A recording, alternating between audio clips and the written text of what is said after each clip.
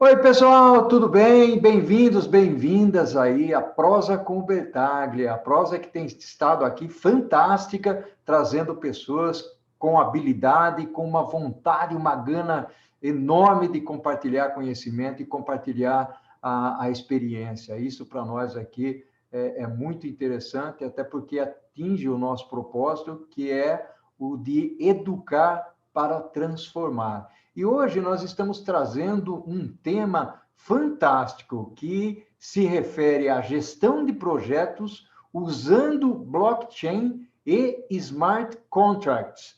Veja bem que interessante esse tópico aqui, no mundo altamente drivado, né, direcionado aí pela tecnologia. Embora blockchain esteja fortemente associado ao Bitcoin, mais empresas estão olhando para ele como fonte de recursos de gestão para diversas iniciativas. E gestão de projetos não poderia ficar de fora dessa situação. Uma cadeia de blocos consiste em vários pontos em que as pessoas envolvidas em projeto podem se comunicar entre si. Toda a comunicação, junto com as transações, é registrada para total transparência. Além disso, questões orçamentárias podem ser mais bem tratadas, pois aí todas as compras ou transferências são vistas pelos participantes. Para o gerente de projeto, tal ferramenta permite uma gestão mais adequada e eficiente dos projetos. E eu gostaria de chamar aqui uma pessoa da qual eu sou amigo há longo tempo, a gente se conheceu na HP, eu tenho profunda admiração por ele, escreveu livros diferenciados na área de projetos. Eu vou refletir e prosear com o meu amigo José Finóquio Júnior.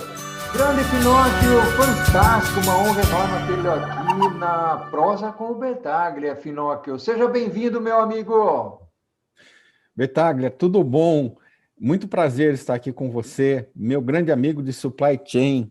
Estivemos juntos várias vezes, conversando com clientes na área de supply chain. Quando trabalhávamos na HP, fizemos uma grande parceria e é um grande prazer estar aqui com você para falar sobre o tema de blockchain, smart contracts, na área de gerenciamento de projetos. É isso aí, Finóquio. Meu amigo, vamos fazer o seguinte: embora algumas pessoas nos acompanham aqui, ou aquelas que nos acompanham aqui tenham já o conhecimento do blockchain, sempre é interessante tornar o termo mais familiar, né? Nós vamos falar de blockchain smart contracts, né? Depois você vê aí se você quer dar uma traduzida nisso, mas o pessoal hoje não tem traduzido, né? Vamos Não tem. conceituar? Vamos conceituar, Finóquio? Vamos. Olha, Bertaglia, o negócio é o seguinte. Começou lá atrás, em 1493, um monge veneziano chamado Luca Pacioli, ele criou uma maneira das empresas se controlarem sem que o dono ficasse em cima. Ele criou a contabilidade de partida dobrada. Significava o quê? Que ao invés de você registrar, olha, eu tenho 23 carneiros, agora eu tenho 22, agora eu tenho 23, você tinha que dizer, esse carneiro que você tirou, para quem você deu? E a pessoa registrar, eu recebi um carneiro. Isso que era o registro de partida dobrada. Ele foi o pai da contabilidade. Então, isso é uma nova maneira matemática de você encarar. Porque, apesar de uma lista de partidas simples, por exemplo, fazer 23, risca, tem 24, tem 25, tem 26, ele não explica como que você aumentou ou você diminuiu o número de carneiros. Ao passo que esse livro que escriturava de onde que entrou e para onde que saiu, ele explicava as movimentações. E a ele foi dado o nome de ledger, em inglês, né? Ledger. Livro razão, em português, sei lá como que seria. Apesar disso ter sido inventado lá atrás, é recente os sistemas serem em partida dobrada, né? Por exemplo, eu peguei, quando eu era mocinho, né? E você também, éramos mocinhos, a gente pegou a onda do ERP. Mas até então, era muito comum você ter sistemas ERP que nem eram partida dobrada. Simplesmente sai do estoque, tira e acabou, né? E essa onda do SAP trouxe muito isso, né? Mas se eu posso te falar, os sistemas de projetos mesmo, por exemplo, aqueles inventados em 57, 58, 1957, 1958, a grande maioria não é em partida dobrada. Por exemplo, o Gira não é em partida dobrada. O Project não é em partida dobrada. Então, quando você movimenta coisas no Project ou no Gira, não tem essa rastreabilidade, por exemplo, que tem num SAP, né?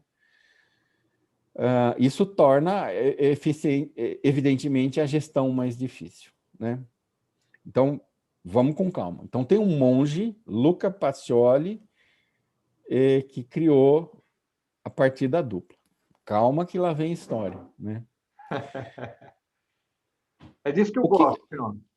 O que aconteceu, Bertalha, na evolução tecnológica dos computadores? Desde da Segunda Guerra Mundial, quando o Alan Turing criou o computador, inventou o software, vamos dizer assim, e o computador também, deu grandes poderes e grandes responsabilidades para os países. Num determinado momento, isso se transformou num assunto geopolítico muito importante. Veja que os Estados Unidos ganharam a guerra por conta dessa superioridade computacional criada pela Inglaterra, pelo Alan Turing, que conseguia ler em tempo real as mensagens dos nazistas. Por esse motivo, um dos motivos principais de se ganhar a guerra, né? Não obstante, o criador, né, o Alan Turing, morreu, né, misteriosamente. Não sabe se ele se suicidou ou se aconteceu algo estranho com ele. Mas o fato é que poder computacional é uma força geopolítica. E os países, né, os estados nacionais, eles queriam ter o direito de entrar nos seus dados, ler os seus dados, interpretar isso para a segurança nacional, e, se for o caso de você fazer uma ameaça para a segurança nacional, agir, né? Existia uma leis que davam o poder, por exemplo, para o Estado americano de fazer o poder de scroll. O que significa o poder de scroll? Você está usando o Facebook, você está usando o Windows. Então, eu tenho backdoor exits, eu tenho chaves mestras gerais, eu vejo tudo que você está escrevendo no Facebook, eu vejo tudo que você está escrevendo no seu Windows, e para a segurança nacional eu posso usar, né? Não pode usar na justiça comum, mas para a segurança nacional eu posso usar. E se você fizer uma ligação telefônica, todas as ligações telefônicas do mundo, elas podem ser transcritas para texto, e eu posso, se for para a segurança nacional, usar isso daí. Eu não acho que isso está errado, não, tá? Eu acho que as forças tecnológicas, se elas não forem reguladas, elas de fato destroem o homem, né? Então é preciso ter pessoas de bem e que querem zelar pelo bem da humanidade, regulando isso daí, não sou contra. Mas alguma legião de punks, né? Cientistas punks, eles odiavam isso. Então, eles criavam grupos rebeldes de combate a isso daí, né? Um desses grupos que foi criado, um grupo anônimo, que foi o Cypherpunk, ele fez o que normalmente os governos detestam que se façam, né? Que é criar criptografias inacessíveis. E mais do que isso, esse grupo, ele criou uma maneira de você registrar qualquer coisa que você produziu, escreveu, seja um filme, uma música, deixar isso aí inapagável. indelével, impossível de apagar. A não ser que você destrua o mundo, eu não destruo mais aquilo lá. Essa maneira genial seria uma maneira de distribuir bilhões de computadores no mundo inteiro, via internet, em tempo real, e criar um algoritmo de consistência que, se uma dessas cópias, bilhões de cópias, estivessem fraudada, ele descobre a fraude e exclui esse fraudador. Isso foi o blockchain. Ele foi criado pelos cypherpunks, um grupo de pessoas que era à margem da lei geopolítica, vamos dizer. Não é a lei mesmo. A lei geopolítica, né? Tanto que os caras que criaram, ou eles conseguiram desaparecer mesmo, ou eles foram mortos, né? Porque o Satoshi Nakamoto, uma figura mítica, criadora dessa tecnologia, para não apagar as coisas, né? Basicamente é isso. O blockchain algo que não se apaga. Ponto. Você não consegue apagar, nem com bomba, nem com ataque hacker, nem com nada. Você não apaga. Ele desapareceu, né? Ele desapareceu e deixou uma fortuna bilionária, trilhardária aí de bitcoins, né? Bom, se ele não morreu, ele não gosta muito de dinheiro, né? Esse é que é um fato. Esse é o Satoshi Nakamoto. Satoshi Nakamoto. Ok. Quando você junta duas invenções, a invenção do Luca Pacioli com algo que não consegue apagar, você desafia os estados nacionais, porque o Estado Nacional ele cria moeda, né? Ele criou uma moeda. Como que o rei da França fazia?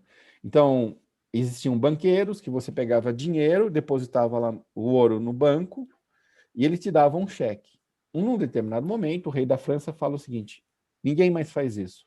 Eu quero todo o ouro para mim, eu guardo o ouro, vou guardar o ouro e eu vou fazer com que eu dou um cheque para os bancos darem os cheques para vocês. Isso é o advento do Banco Central e da moeda.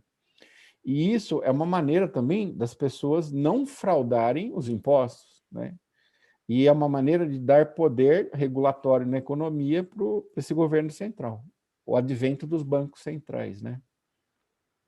Quando cria-se o blockchain, essa junção da coisa que não apaga com a partida dobrada, eu não preciso mais disso. Eu criei uma moeda, inventei uma moeda chamada Bitcoin, e essa moeda é a moeda que vale. Eu não preciso de banco central nenhum, nem de ninguém guardar o ouro, eu simplesmente escrituro nesse livro simples, que é um livro simplíssimo, né? Se você olhar o blockchain, a estrutura de dados é simples. Origem, destino, ativo, timestamp. Beleza, é só isso que ele tem. Só que ele não apaga. Se você quer saber quanto você tem de um ativo, você tem que pegar desde o começo e ir somando, como se fosse num livro razão. Aí você descobre quanto dinheiro eu tenho, quantas bananas eu tenho, quantos abacaxis o Bertalha tem, né? Eu posso criar nesse livro ativos fictícios. Por exemplo, bananas finoquianas, abacaxis bertalianos, né? Então eu te dou 10 abacaxis bertalianos e você me dá 1, você tem 9, agora eu tenho 1. Isso aí está escrito nesse livro que não apaga mais desde o começo do tempo. Desde o tempo, há 11 anos atrás, quando o Satoshi Nakamoto, seja quem quer que ele seja, criou, está lá, desde a primeira que ele fez, né? Está tudo escriturado nesse livro e até hoje ninguém consegue mais apagar. Não se consegue apagar, não se consegue hackear, não se consegue fazer nada. Isso Pinóquio, fantástico. muda muito a gestão. Você quer complementar aí, Pinóquio? Quer complementar? Isso muda muito a maneira de você fazer gestão em gerenciamento de projetos. Então vamos fazer o seguinte. Agora eu quero chamar a segunda parte, né? Ou seja, você conceituou, deu uma introdução fantástica, contou uma história, citou nomes, o que foi fantástico aqui para o pessoal que acompanha a gente. O que eu queria fazer agora é exatamente isso que você acabou de mencionar. Ou seja, nós vamos fazer um breakzinho e nós vamos entrar na seara da gestão. Pode ser, Finóquio? Pode. Beleza, vamos lá. Oi, Finóquio, sensacional, meu amigo, muito bacana. Essa introdução que você fez aí foi legal demais, né? Veio história aqui para o pessoal que nos acompanha. E agora, o Finóquio, falando um pouco mais de blockchain e também do aspecto de smart projects que você havia mencionado, eu queria explorar um pouquinho como é que isso se aplica, utilizando aí os seus exemplos e a sua didática, o Finóquio, na gestão de projetos. Certo. Essa tecnologia nova, que eu te falei que não é tão nova, quem criou foi o Luca Pacioli, a escrituração em partida dupla, ela permite você reformular a teoria de gerenciamento de projetos. Eu estou falando assim, não é que muda algo para o gerente de projeto. O gerente de projeto não precisa sair correndo fazendo curso, mas ele muda a teoria do gerenciamento de projetos. Porque aquilo que a gente fazia com uma lista de atividades, que é uma lista de partida simples, um quadro de movimentação Kanban, que também é uma movimentação de partida simples, a gente passa a modelar de uma maneira diferente. Você pode encarar um projeto como sendo um conjunto de movimentação de ativos. Então, vou te dar um exemplo bem concreto. A gente vai construir um muro, né? O comprador, ele tira o ativo areia, cimento e cal da loja, leva para sua casa, o auxiliar de pedreiro pega esses 3 ativos, mistura e transforma em cimento. Eu trago mais um ativo, que eu trago mais um ativo que seria os tijolos, né? E o pedreiro junta esses 2 ativos, cimento e tijolos, ele constrói uma parede. Ele entrega num fluxo de supply chain, metros quadrados de parede para o próximo trabalhador, que é um pintor, que ele vai agregar mais um ativo tinta e mais o trabalho dele, então ele pega metros quadrados de parede não pintada e transforma em metros quadrados de parede pintada. Você percebeu que toda essa movimentação ela pode ser descrita, e na verdade ela é descrita na forma de movimento de ativos. Antes não se fazia isso. Quando se criou em 1957 o PERT-CPM e também no final da década de 50 a Work Breakdown Structure, ela era uma descrição de partida simples de atividades e que eram inventadas da cabeça, né? Você inventa atividades, você pode inventar atividade X, Y e Z, e o pessoal sempre fez isso muito sem critério, cá entre nós, né? Você pode ter algum critério para inventar atividades, mas a maioria das pessoas que eu conheço faz sem critério. Então, mas o que acontece?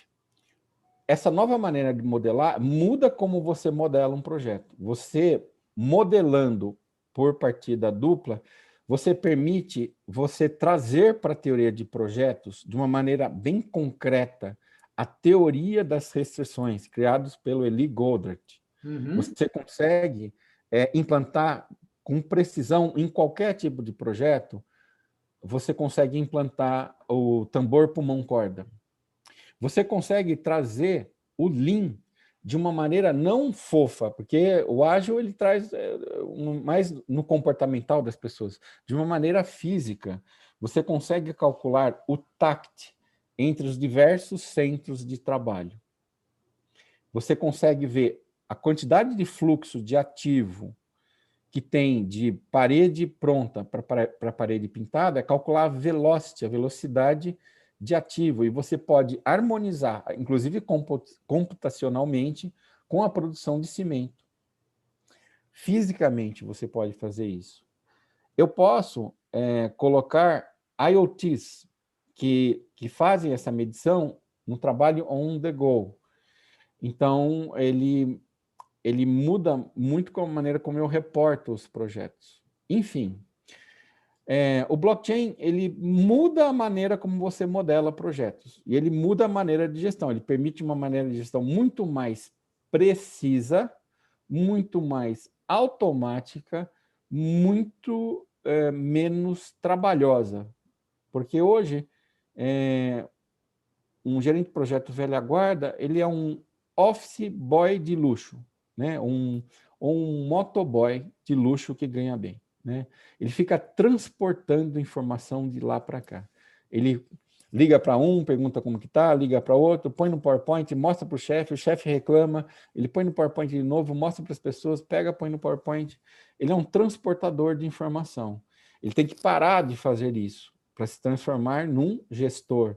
É preciso que essas movimentações elas sejam registradas automaticamente num ledger e que o chefe olha direto no ledger. O gerente de projeto vai fazer a integração.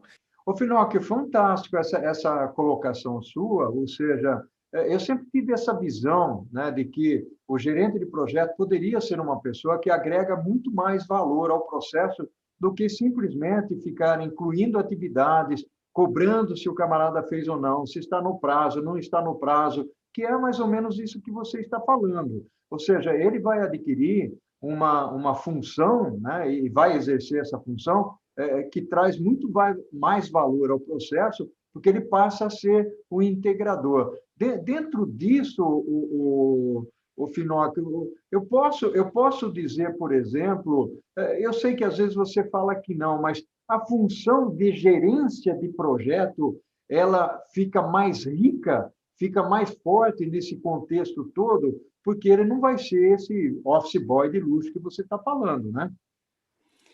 Sim, ele vai ficar mais forte, porque hoje o gerente de projeto ele não tem tempo para fazer gestão.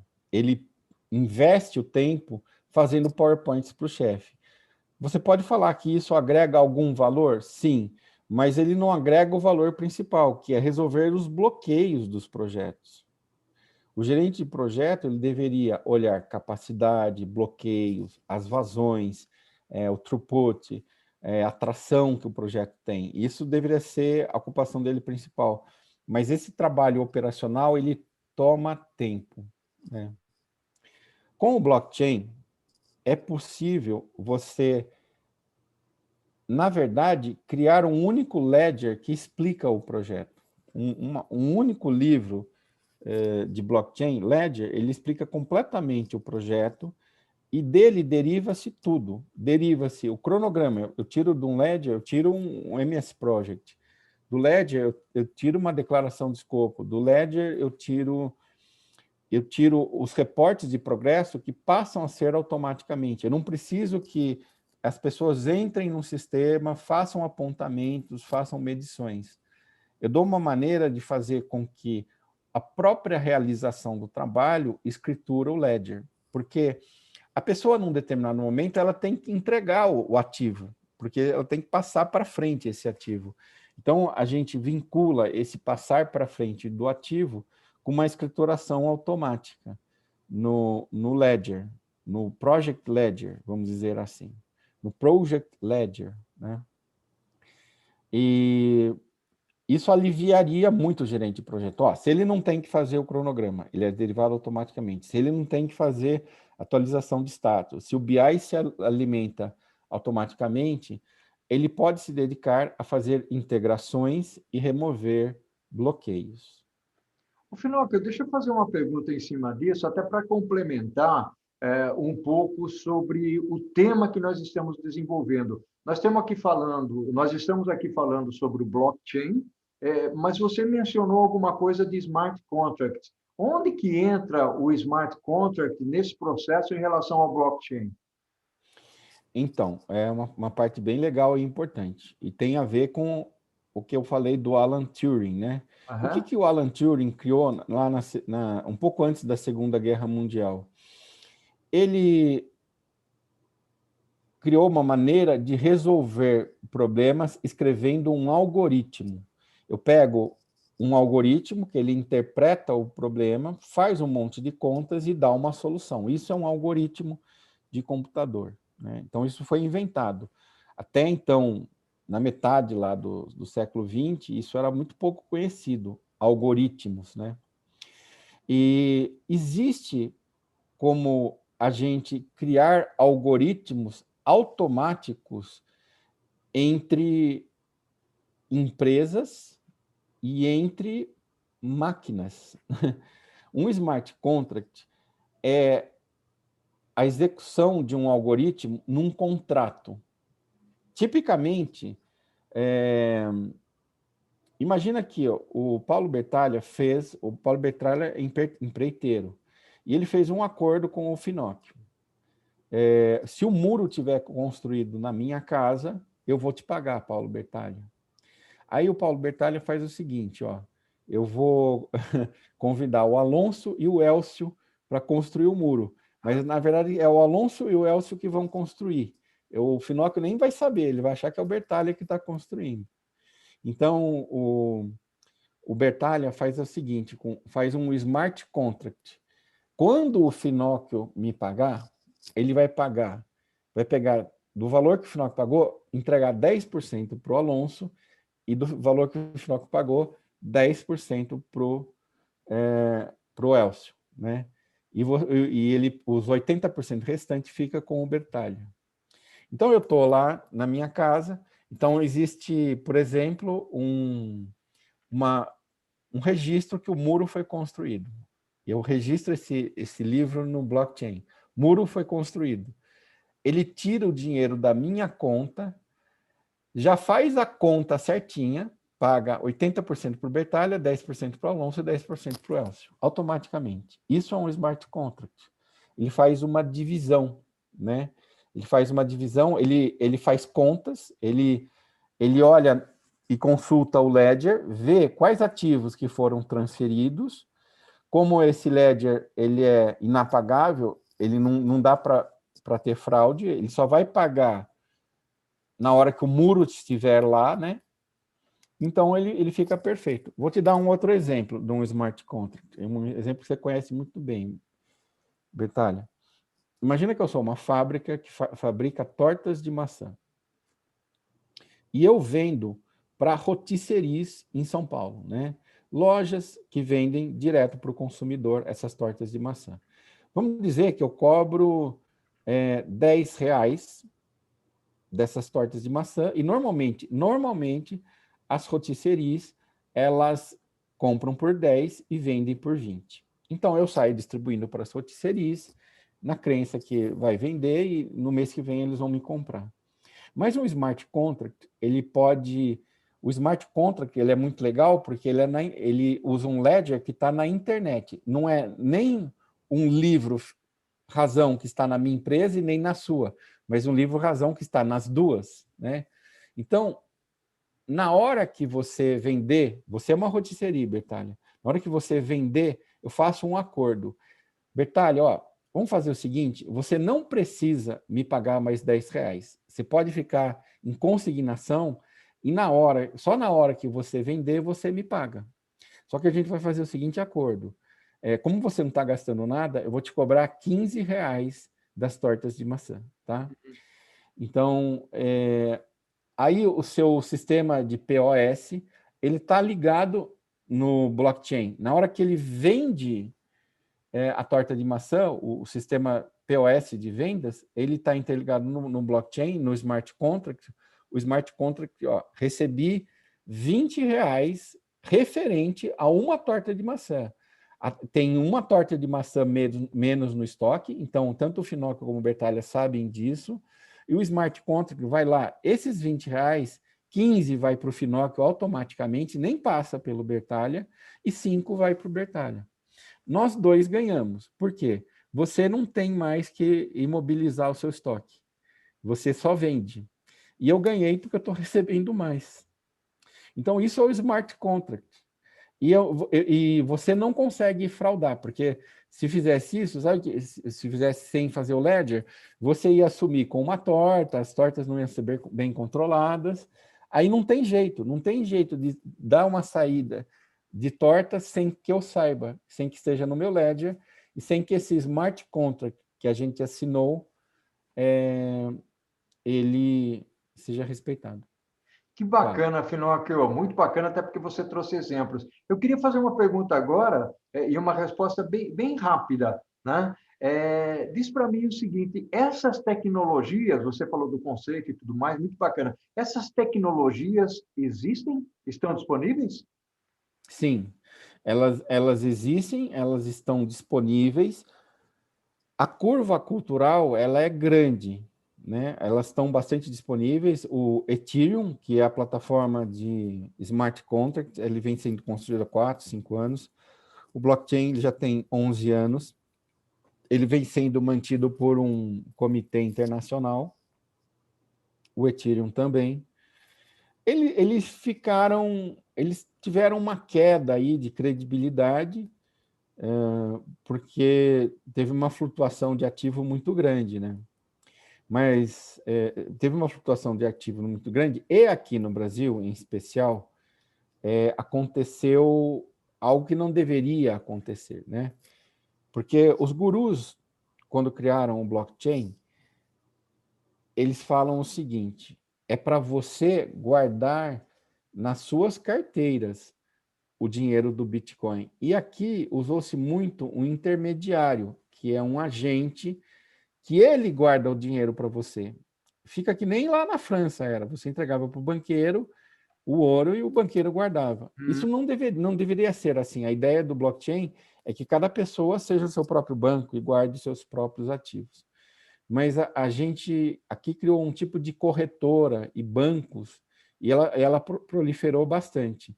E teve dois grandes, vamos dizer, dois grandes golpes financeiros aí, que tinha milhões de pessoas investindo, pequenas pessoas, que as corretoras, de uma hora para outra, prenderam o dinheiro das pessoas e não devolveram mais.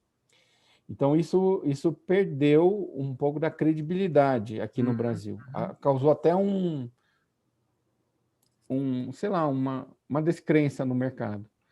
Mas a tecnologia em si, ela não tem problema. Mesma coisa que você, sei lá, você chega em casa e encontra seu esposo ou esposa no sofá com outra pessoa. Aí você vende o sofá. O sofá não é culpado, né? O sofá não é culpado.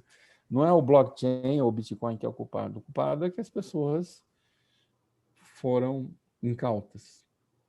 Fala, O Bertani. Pinóquio, fantástico, meu amigo. É uma pena, rapaz, que a prosa ela tenha um tempo determinado, né? E ela está chegando ao final aqui. Eu gostei muito de prosear contigo, de matar a saudade. Fazia tempo que a gente não se falava, né, Pinóquio?